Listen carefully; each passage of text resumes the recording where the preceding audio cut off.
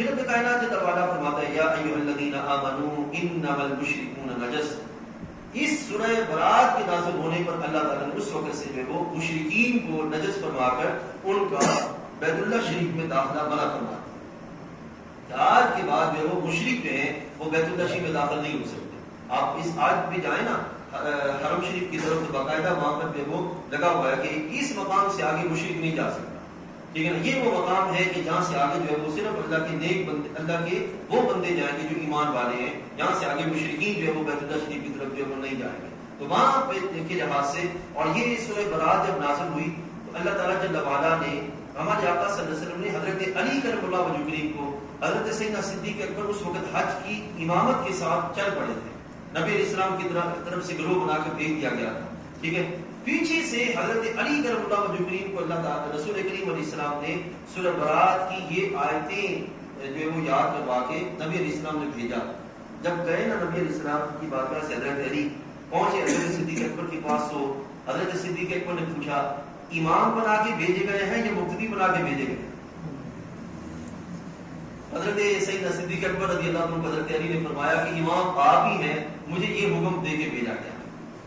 ٹھیک ہے, یہ یعنی کہ اللہ اور اس کے رسول کی بارگاہ سے جو جو جس کا درجہ تھا وہ اس درجے کو اسی طرح تسلیم کرنے کو تیار تھے, کیونکہ وہ سارے کے سارے اصحاب ایمان اور بہترین دلوں والے. ٹھیک ہے جی, تو اس لحاظ سے یہ کیفیت جو یہاں پہ بیان کی گئی. آخر میں یہ بات سن لیجیے, اللہ تعالیٰ فرماتا ہے کہ استغفر لہم, اور بھی بہت سارے پہلو موجود ہیں اور بڑے ہی دلچسپ ہیں جو کہ سننے کے لائق بھی ہیں اور سمجھنے کے لائق بھی ہیں, لیکن میں یہ پہلو عرض کر کے جو بات ختم کیے دیتا ہوں. استغفر لہم او لا تستغفر لہم ان تستغفر لہم 70 مرة فلن یغفر اللہ لہم. یہ آیت نازل ہوئی منافقین کے لحاظ سے.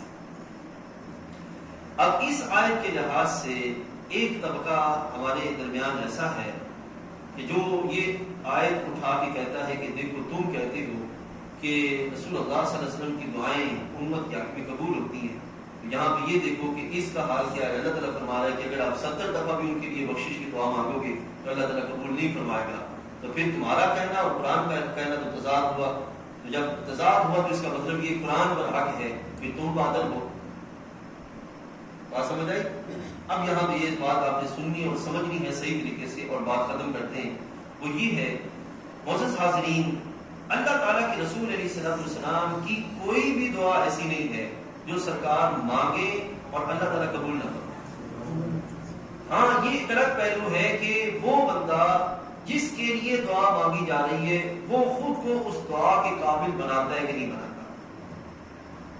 ایک بندہ منافق ہے, نفاق پر ہے, اور نفاق کرتے کرتے اس حد تک جا پہنچا کہ اس کا آخرت میں معاملہ ہی ختم ہو چکا, اللہ اور اس کے رسول اللہ کی بارگاہ سے معاملہ ہی ختم ہو چکا. اب محبوب کریم علیہ السلام کی دعا کرنے کا مطلب سرکار کی شفقت ہے اس کے لیے, لیکن اس کے حق میں نہ قبول ہونے کا مطلب یہ ہے کہ اس نے اپنے آپ کو ایسا نہیں چھوڑا کہ اللہ تعالیٰ اس کے حق میں دعا قبول کر دے. ٹھیک ہے نا. اب یہ اس کے پیچھے واقعہ کیا ہے وہ سنیے, پھر بات ختم کرتے ہیں. عبداللہ بن ابی منافقین کا سردار تھا. یہ اس کی جب اس کا وصال ہوا, مرا, یہ اس کے بیٹے جو تھے وہ مسلمان تھے. وہ نبی علیہ السلام کی بارگاہ میں حاضر ہوئے, انہوں نے قمیض مانگی, یا رسول اللہ میرا والد فوت ہو گیا تو قمیض ادا کیجیے. سرکار نے قمیض ادا فرمائی. اب جب سرکار تو عالم صلی اللہ علیہ وسلم نے قمیض ادا فرمائی تو حضرت عمر فاروق یہ بڑے منافقین کے لحاظ سے بڑی سخت بڑے جنگی جوان تھے اور ان میں جلال زیادہ تھا.